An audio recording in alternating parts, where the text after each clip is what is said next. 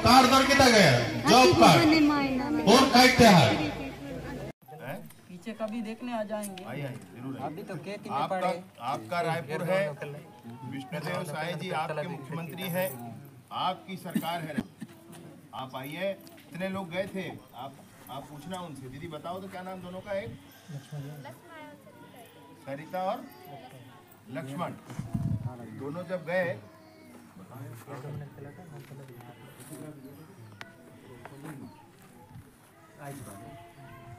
नहीं बताओ, मैं बोल रहा हूँ कि वो दोनों जब गए, वो लोग पूरा लोग गए थे, टेकलगुड़ा, सिलगेर, कुंवरती, सबके लोग गए थे। दूर से बोल दो।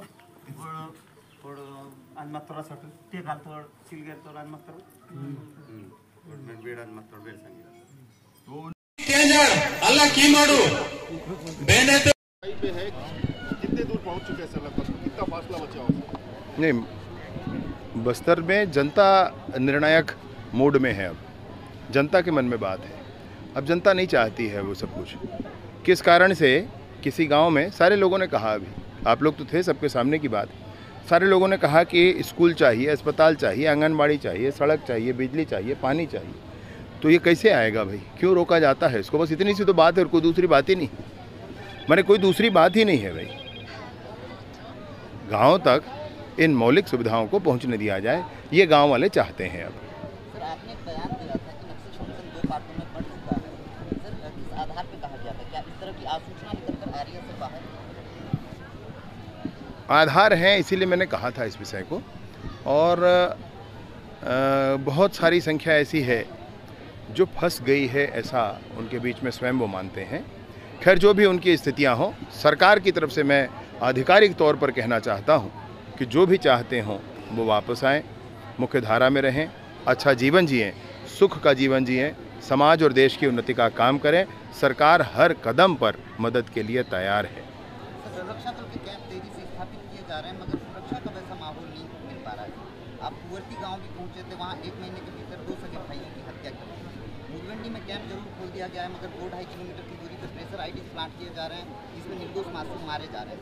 सुरक्षा की जो स्थिति है सर, ये कब तक माहौल हम उपलब्ध करा पाएंगे? वही मैंने आपसे कहा कि जनता के मन में अब निर्णायक मोड है। जनता ये चाहती है, मुझे स्पष्ट दिखता है, आपको भी दिखता ही होगा कि जनता अब ये चाहती है कि भाई निर्णय हो जाए। ऐसा जनता चाहती है।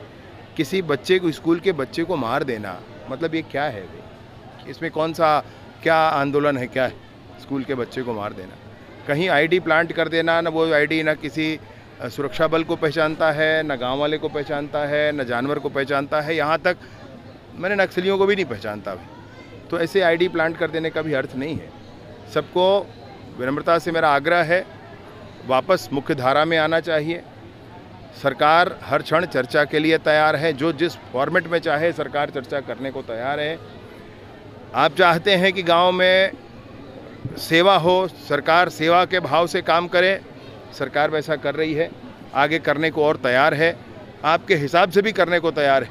परंतु निर्णय इतना है, आग्रह इतना है कि ये बंदूक की नली से कोई स्कूल नहीं निकलता है, बंदूक की नली से कोई अस्पताल, सड़क, बिजली, पानी नहीं निकलता है। इसलिए इसको समाप्त होना चाहिए और गांव की उन्नति के लिए, पूरे क्षेत्र की उन्नति के लिए लोगों को मिलकर काम करना चाहिए।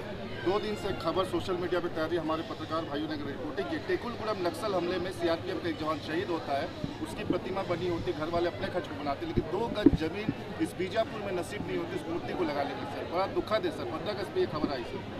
आपको मैं एक बात बताना चाहता हूँ, इस मसले का भी हल निकल जाएगा और सभी जवानों के लिए 2 विशेष बातें मैं आपसे कहूँ। वो व्यक्ति, वो परिवार जिसके घर से कोई शहीद हुआ हो, उन शहीद परिवारों को नियमित सुनवाई उनकी करने के लिए दूसरे बुधवार को हर महीने आईजी ऑफिस में आईजी साहब बैठेंगे, उनकी बात सुनेंगे। अगर वहाँ वो संतुष्ट नहीं होते हैं तो वहीं से वीडियो कॉन्फ्रेंसिंग में वो डीजीपी साहब से भी बात कर लेंगे। ये निर्णय हुआ है, ये निर्धारित हुआ है। दूसरा मसला है कि सभी शहीदों के, मैं एक की बात नहीं कह रहा हूँ, मैं 1200 शहीदों की बात कर रहा हूँ। वो सभी शहीदों के स्मारक बनाने के लिए निर्णय हो गया है। पुलिस, हाउसिंग बोर्ड, उसमें एजेंसी तय हो गई है और सभी के यूनिट कास्ट भी तय हो गए हैं। डिज़ाइन भी लगभग तय हुआ है, उनकी मूर्ति लगा करके हर एक गांव में इसको लगाया जाएगा। सर गांजा प्रकरण में 4 पत्रकार जेल में हैं सर, इसमें सरकार ने संवेदनशीलता दिखाई, छत्तीसगढ़ पुलिस ने भी बेहद गंभीरता दिखाई, इसके लिए हम पत्रकार सरकार और पुलिस के तहे दिल से आभारी हैं सर। लेकिन अब पत्रकार जो है उच्च स्तरीय जांच की मांग कर रहे हैं सर, सीबीआई जांच की मांग कर रहे हैं। क्या सरकार किसी तरह की उच्च स्तरीय की जांच या सीबीआई जांच गठित करेगी सर इस मामले में? मतलब कुछ चीज़ें सामने आ गई तब कार्यवाही हुई है, और जब सब कुछ सामने है तो मैं नहीं सोचता हूँ कि उसकी कोई बहुत आवश्यकता है। लेकिन ये है ज़रूर कि जो कार्यवाही होनी थी वो महकमे ने, पुलिस प्रशासन ने तुरंत ही ध्यान दे करके उस पर उचित कार्यवाही की है। हमारे साथी कुछ अभी वहाँ हैं, उनको भी बात करके और सही जानकारी वहाँ उपलब्ध करा करके और उनको भी वापस लाया जाएगा शीघ्र। सर माओवादियों के एक समय तूती पालनार में बोला करती थी, सरकार बदलने के बाद क्या रणनीति में बदलाव आया है कि यही वजह है कि अब जमीन पे बैठ गए हैं और लोगों का जो समस्या निराकरण करने के लिए सीधे संवाद कर रहे हैं? कैसा परिवर्तन देखते हैं? लगातार जो मांगे आपके सामने लोग समक्ष रखने की कोशिश कर रहे हैं। भैया ये मांग नहीं है, ये उनका अधिकार है, जनता का अधिकार है। बिजली, पानी, सड़क जनता का अधिकार है और वो अधिकार हर हाल में पूरा होना चाहिए। सरकार सर के बल खड़ी है सब कुछ करने के लिए। बस ये है कि थोड़े जो व्यवधान है वो समाप्त होने चाहिए, सारी चीज़ों को आगे बढ़ना चाहिए। और नई सरकार बनने के बाद मतलब मैं सोचता हूँ कि संकल्प है भाई इस सरकार का, माननीय विष्णुदेव साय जी का, माननीय अमित शाह जी का संकल्प है बड़ा, और उस पर काम कर रहे हैं सब लोग। विषय ये है कि जनता ने मन बना लिया है, जनता ने मन बना लिया है। सर अगर इस नियत निर्धारण प्रोजेक्ट में अगर भ्रष्टाचार की बात आती है सर, तो कितनी सख्त है सरकार सर इसमें? देखिए, नियत निलानार एक अभियान है, 1 रुपया नहीं है उसमें। अभी 5 करोड़ किए हैं, कुछ नई योजना लाएंगे उसके लिए, सारी योजनाओं का कन्वर्जेंस है वो।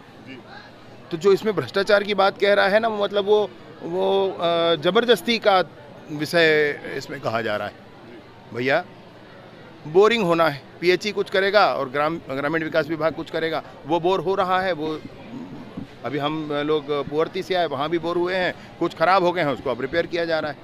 यहाँ पर आंगनबाड़ी का भवन बनना है तो आंगनबाड़ी के जो मद हैं उसी मद से बनना है।